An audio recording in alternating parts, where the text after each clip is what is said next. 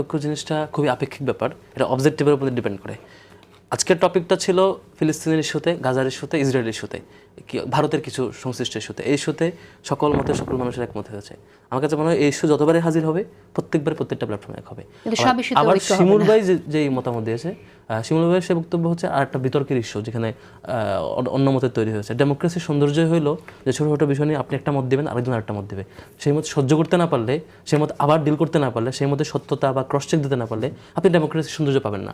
তো আমার যেটা ধারণা সেটা হচ্ছে এই ঐক্যের পরিসরটা আমরা ধীরে ধীরে বড় করতে পারি। এজেন্ডার জায়গাটা যে আজকে ঐক্য হয়েছে আপনার গাজার ইস্যুতে, ফিলিস্তিনের ইস্যুতে, কালকে ঐক্য হবে আমরা কেউ চাঁদাবাজি করবো না, পরের দিন ঐক্য হবে আমরা কেউ হচ্ছে আমাদের পলিটিক্যাল ইন্টারনাল যে ক্ল্যাশ, আমার পলিটিক্যাল পার্টিতে এতজন হত্যা হচ্ছে, আমার পলিটিক্যাল পার্টির কালচার এটা প্রবলেম, আমার মধ্যে সংস্কার হচ্ছে না, আমার পার্টিতে ইন্টারনাল এই জিনিসটা রেগুলারিটি নেই, আমরা সবাই মিলে এটা সংস্কার করবো।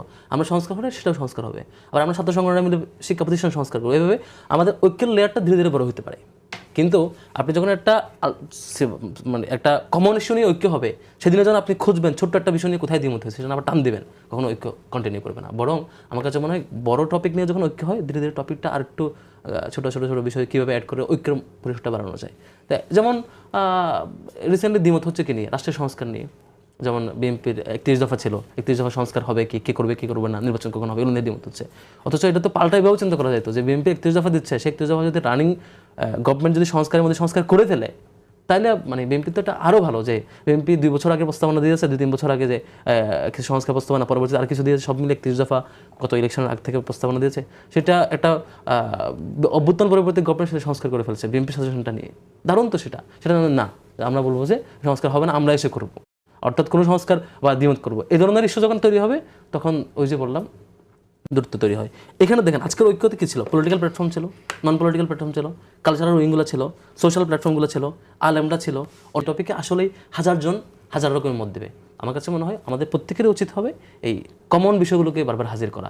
আর এই কমন বিষয়টা আর একটু কীভাবে পরিসরটা বড় করা যায়, তাহলে এই ঐক্য নিশ্চয়ই অটুট থাকবে। যেমন এবারে সংস্কার, এবারে এতদিন ফিলিস্তিনের সঙ্গে ঐক্যমত ছিল, এবারের এই যে আজকের ঘোষণাপত্রে কী আসছে নতুন করে, এই যে এই ভারতের ইস্যুটা আসছে, ভারত এবং ভারতের ওয়াকফ আইনের ব্যাপারে। তার মানে গতকালকের আগ পর্যন্ত ভারতের ওয়াকফ আইন নিয়ে প্রত্যেকে কিন্তু কী দেয় নাই, আপনার এটার বিরুদ্ধে স্ট্যান্ড নেয় নাই। ইভেন আপনি আপনি নিশ্চয়ই স্বীকার করবেন, এই যে আগে তো গাজাতে আগেও মারামারি হতো, আগেও আক্রমণ করতো, সে সময় অনেকগুলো পলিটিক্যাল সংগঠন তার মতামত দিত না, যে কারণেই হোক, কেউ অখুশি হবে, না খুশি হবে বা অন্য কারণে।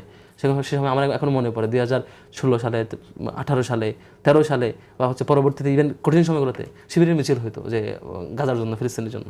অনেক পলিটিক্যাল পার্টি চুপচাপ থাকতো, একটা বিবৃতিও দিত না মিছিল তো পরের কথা, কেউ নাকুশ হবে দেখে। কিন্তু আজকে এসে সবাই একমত হয়েছে, যে কারণেই হোক। তো সামনে এখন ভারত ইস্যুতে আবার সবাই একমত হচ্ছে, আর অনেকগুলো বিষয় নিয়ে আরও বাড়তে থাকবে। আমার মনে হয় সবার উদ্দেশ্য থাকবে এই নতুন নতুন কী কী বিষয় আনা যায়, যেটাতে মোটামুটি অধিক সংখ্যক প্ল্যাটফর্ম ঐক্যমত, তাহলে ঐক্য থাকবে। আর দ্বিমতটাকে সাদরে গ্রহণ করা, পলিটিক্যাল এই ডেমোক্রেটিক পরিবেশে দ্বিমত থাকবে।